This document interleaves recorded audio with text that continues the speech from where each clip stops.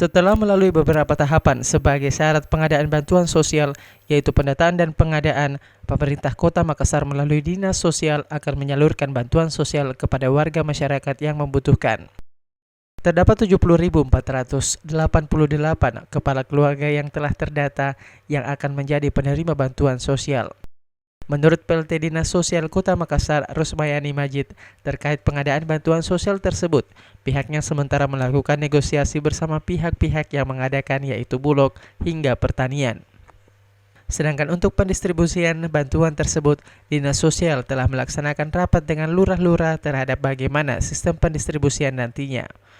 Terkait pengadaan, sementara kita melakukan negosiasi dengan pihak-pihak yang akan mengadakan, dalam hal ini Bulog, Pertani, dan Benteng Baru. Kemudian untuk pendistribusiannya, kemarin hari Jumat kita telah melakukan Zoom dengan lurah-lurah terhadap bagaimana pendistribusian dari bansos ini. Insya Allah kalau minggu ini selesai, minggu ini kita akan mulai. Setelah